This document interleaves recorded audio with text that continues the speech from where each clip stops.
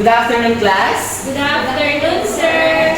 You may all rise to be start our prayer, which will be led by Miss Claire May Mateo. Okay, classmates, let's bow our head and close our eyes.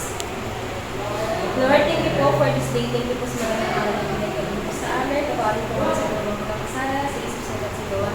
Lord, sa napagiging ayos po ang discussion na ngayon with Sir Ivan. Salamat po ang dalangin sa Amen. Thank you, Claire May Mateo. So, class, before you take your seats, please observe your surroundings. Under your chair, if there are pieces of trash. And if there are pieces of trash, then can you please clean it. So, now you may take all of your seats. Class, how's your weekend? Okay lang po, teacher. Are you okay? Yes po. That's good to hear. Class, last time we discussed the most important part of our topic. Can any one of you say what our topic last time? Sir, Yes, Kyra? it is about the Philippine pop music. Correct. So it is Philippine pop music, which is also part of our culture. That's why it's very important. So now we will going to discuss our. Before I introduce to you our topic this afternoon is we will be having an activity. So I prepare pictures, and those pictures you will identify if those pictures are belong to religious festival and non-religious festival. So class, can you identify this picture? Yes, sir. So where does it belong? Sir, in religious festival. Yes, correct. For a religious festival. How about this picture? Anyone? Sir, it is Mascara Festival in Bacolod City. And where it belong? It is belong to non-religious festival. Yes, belong to non-religious festival. How about this picture? Sir, that is a Ati-Atihan festival, and I think that's belong to religious festival. Correct. That is belong to a religious festival. And next to last two picture, this one. It is Panagbenga Festival. Yes, Panagbenga Festival. It And where is does it belong? non-religious, sir. Non-religious. Non-religious? Yes, sir. Correct. So it is belong to non-religious festival. And the last picture, Sir, that is Obando Fertility Rites. and where does it belong? Sir, it belongs to religious festival. Correct. It belong to religious festival. So class, it shows that all of you are already know the different kinds of festival. So class, do you have any idea what's our topic this afternoon? Sir? Yes. Sir, I think it is all about religious festival and non-religious festival. Yeah, but you have a point, but there is a specific topic that we should discuss. So it is just under to our main topic. So what is it? I think it is the Philippine Festival, sir. Correct. It is the Philippine Festival. So non-religious festival and religious festival is part of Philippine Festival. So kanina sinabi ni Ms. Claire Mateo na topic natin is religious and non-religious, which is may point naman, but yung pinaka-topic natin for today's afternoon, it's Philippine Festival. So, hi class! I am Teacher Claire. So, kumusta kayo ngayon? And I hope na nag-enjoy kayo kanina sa ating activity. So, now I want to ask you guys, did you already watch a festivals here in Palawan or outside of the Palawan? Yes, Ira? Yung Panagbenga Festival po, ma'am, sa Yes. Baguio. Yes, that's right. Alam mo, di ba maganda yung Panagbenga Festival ng time na yun? Yes po. Ayan. So, yes, Jenny, sa Baragatan. Yes. Oh, I was also there. So, di ba, grabe ang ganda ng Baragatan last time. Yes, Tapos, teacher. I really appreciate those municipalities na sobrang layo na sa city, pero parang ano pa rin sila, nag-participate pa rin sila Yes, sa Baragatan ma'am. natin. Di ba? So, I'm glad that you already watched those festivals here in Palawan. So now, before we discuss our lesson for today, let's have first our objectives for this afternoon. So, class, can you please read our objectives? At the end of 50 minutes discussion, the learners will be able to A. Differentiate religious festivals and non-religious festivals in the Philippines. B. Tell the importance of the Philippine religious and non-religious festivals and create an eco-friendly and recyclable costumes, props, or accessories from different festivals across the region in the Philippines. Okay, so that is our objectives for today, and I hope that we can accomplish that before we end our discussion. So class, I want to ask you, who among you here knows what is the definition of the Philippine Festival?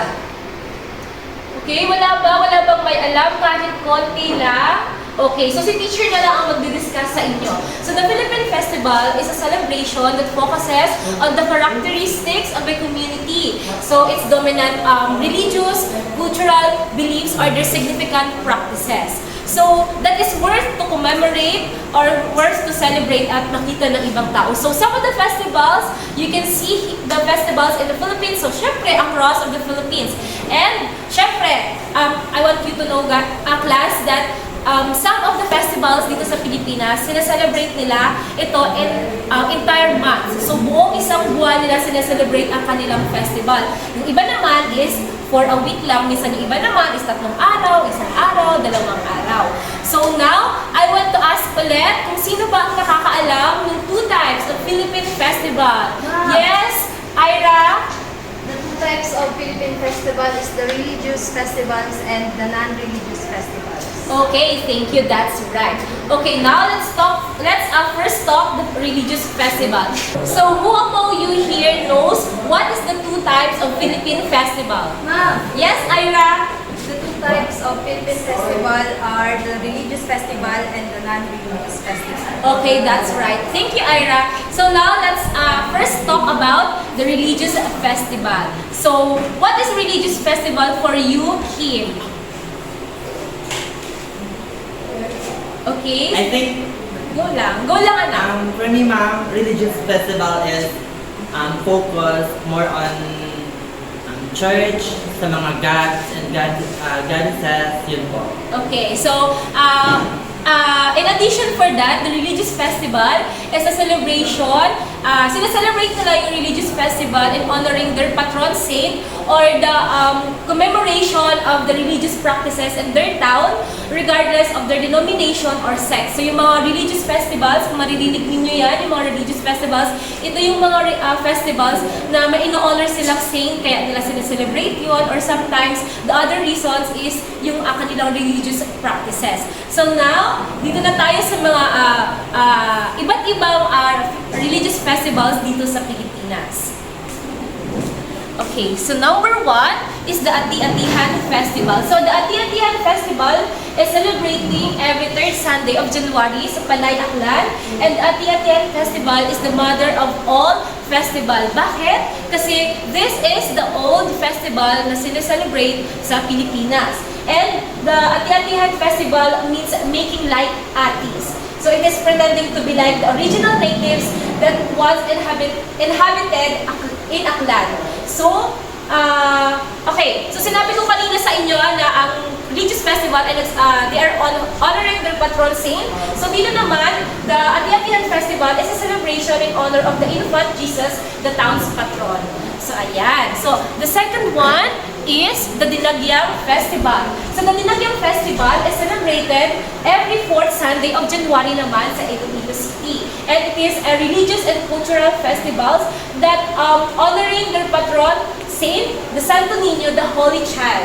So, ang meaning ng ating dinagyan, so the dinagyang is a Hiligaynon word derived from the Yangming means merry making. Okay, so now the third one is the Moriones Festival. So the Moriones Festival naman is a Lenten and religious festival na ginaganap annually lang tuwing Holy Week sa Marinduque, Philippines. So the Moriones are men and women in costumes and masks reflecting the garb of biblical imperial Roman soldiers as interpreted by locals. So yung Moriones Festivals, di ba nakikita nyo sa social media, may mga lumalabas na mga videos na mga nakamas, naka-costumes na ganito. Yung nakatakot yung mga ibang bata. So, yun yung Moriones Festival. So, pwede nyo silang mapanood yung Moriones Festival sa Marinduque, as I've said earlier. And pwede nyo makita yung mga ibang clips sa social media, sa Facebook, sa TikTok. Ayan. So, the next one is the Obando Fertility Rites Festival.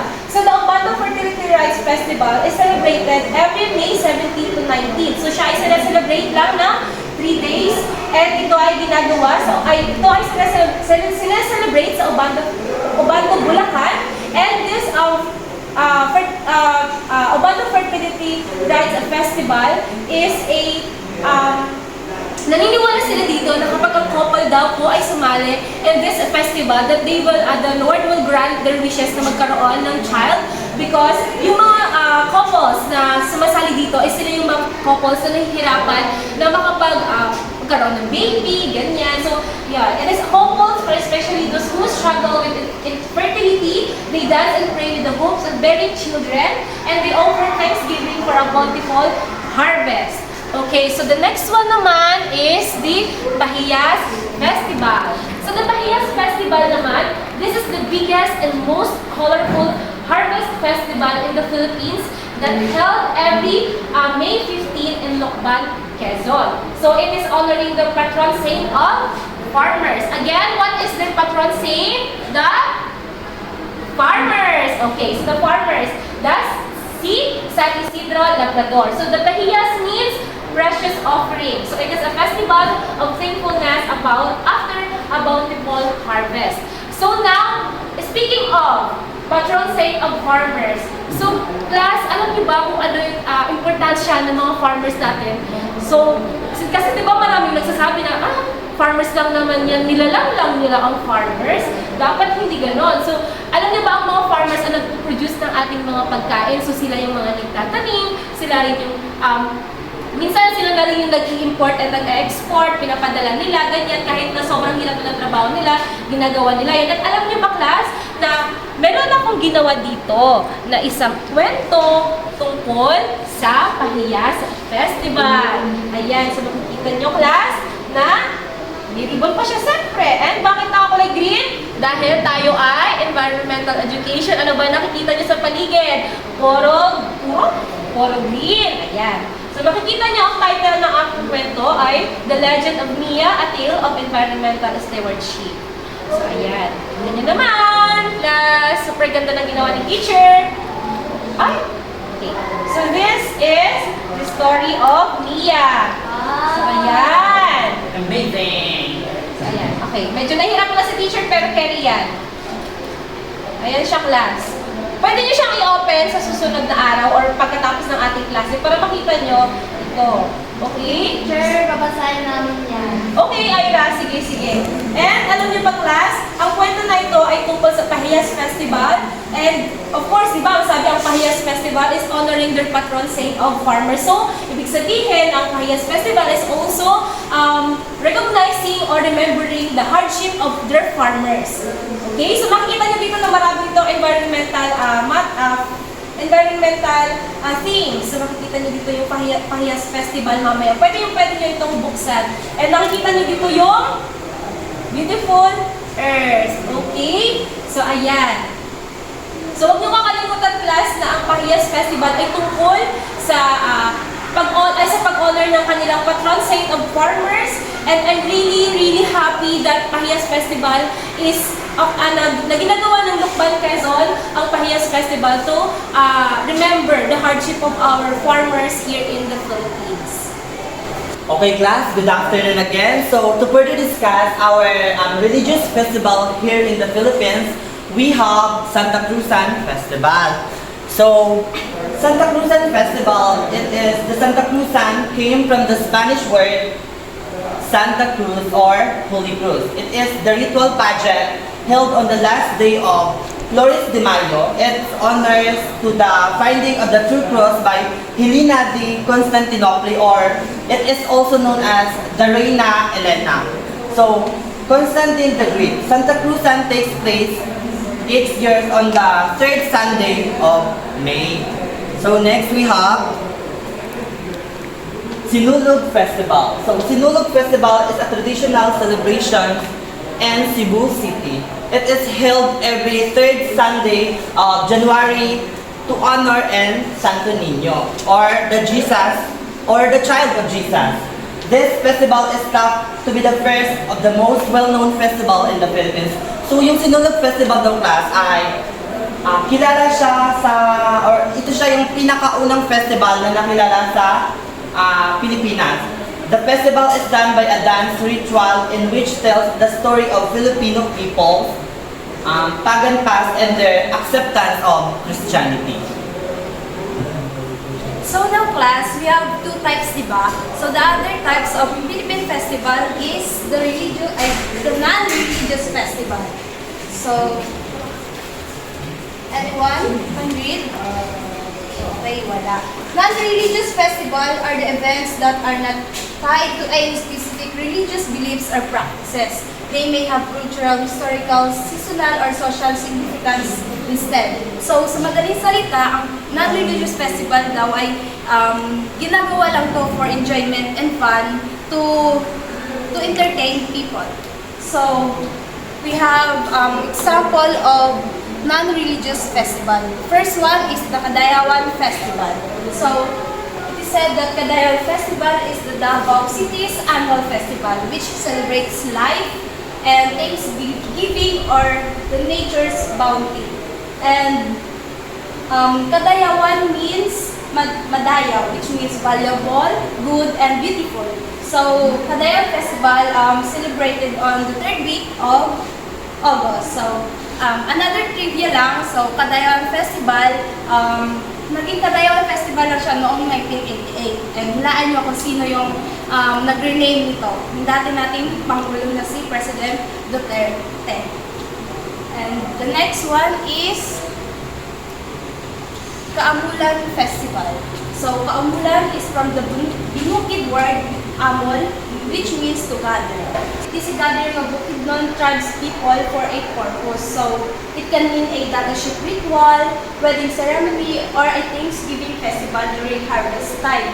So, it is celebrated from the second half of February to March 10. So, Kaamulan is, they come from Bukidnon. So, alam naman natin yung level ng lugar sa Bukidnon is malamig, kaya ang pangunahing nila doon, trabaho is pagsasaka or pag-gather ng mga pananim. Next one is the Mascara Festival. So, Mascara Festival is an annual festival which highlights every fourth Sunday of October in Bacolod. So, sino sa inyo yung nakakakilala ng nickname ng Bacolod?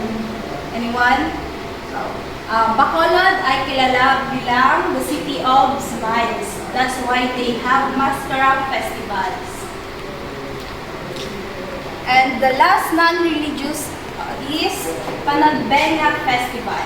So, Panagbenga Festival, also called the Baguio Flower Festival. It is a month-long annual flower occasion in Baguio, Philippines. This festival, held in February, was created as tribute to the city's flowers as a way to rise from devastation of the 1990 Luzon earthquake. So ito yung festival na nagkaroon ng Panagbenga Festival dahil gusto ng mga tao doon parang ma-enlight yung nararamdaman nila noong 1990 Luzon earthquake.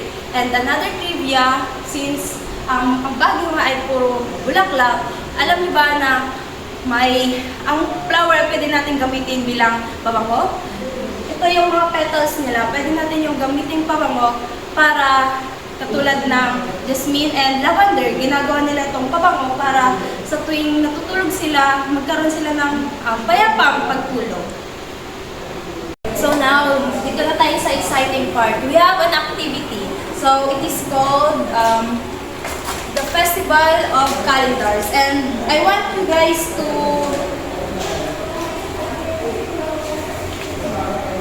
we have here a calendar and I want you to write your own festival calendar and pwede kayong pumili sa mga nabanggit kanina sa religious and non-religious festivals na meron tayo sa Pilipinas. And meron kayong gustong isulat sa mga hindi nabanggit, okay lang din naman. And I want you to do it in 10 minutes and i-pass yun sa akin. So, class? Yes, teacher. So before we proceed to our quiz for this afternoon, let's have a quick review para naman meron kayong masagot sa ating quiz ngayong hapon. So kung talagang nakinig kayo sa discussion kanina nila teachers, so masasagot nyo yung mga i-review ko sa inyo. So, what is the two types of Philippine festival? Yes, Ira? The two types of Philippine festival is religious festival and non-religious. Yes, we have religious festival and non-religious festival. So, what is the difference between religious and non-religious festival? Yes, Claire? So the religious festivals po ay celebrate nila. They're honoring their patron saint po, or sometimes the reason is the religious practices po nila. And yung non-religious festival po nila, ay yung non-religious festival po naman po is a festival po na ginagawa nila is for fun lang po at makapagbigay ng saya sa ibang tao. Yes, correct. So, very well said, Claire. So, this festival is also known as the mother of the festival. So, what kind of festival is this? Sir, Ati-Atihan Festival po. Yes, Ati-Atihan Festival. So next, this festival is originated or celebrated in Iloilo City. Sir? Yes, Ira?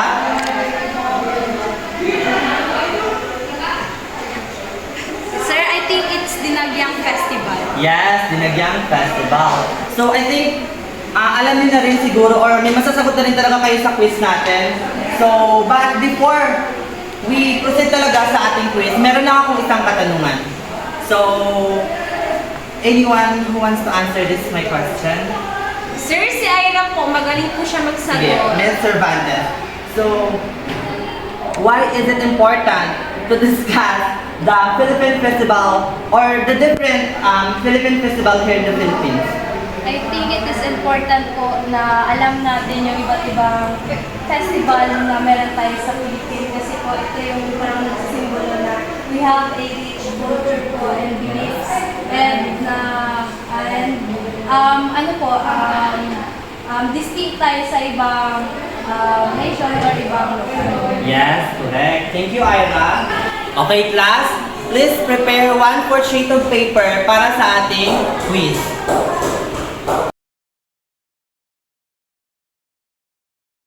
So ayan class, I hope that all of you have learned about our Philippine festivals, the religious festival and the non-religious festival. I hope that you have so many takeaways, mga natutunan na dapat i-relate sa buhay, yung about sa culture natin and also na mai-relate yung ating Philippine festival sa ating environmental education, that we must take care of our environment together with our culture, which is the festivals. So the festival kasi siya yung dahilan kung bakit bumabalik yung ating kultura sa pamamagitan ng pag-celebrate ng festivals, and sa pamamagitan din ng festival is napasalamatan natin yung ating environment, yung naibibigay na suporta sa atin, which is our support system. So class, that's all for this afternoon for our topic, the Philippine festivals. So is there any question? None, sir. violent reaction? Wala po. And if wala na, then I will end our discussion for today's afternoon. So thank you, class. Thank you, sir. You may go out. Bye,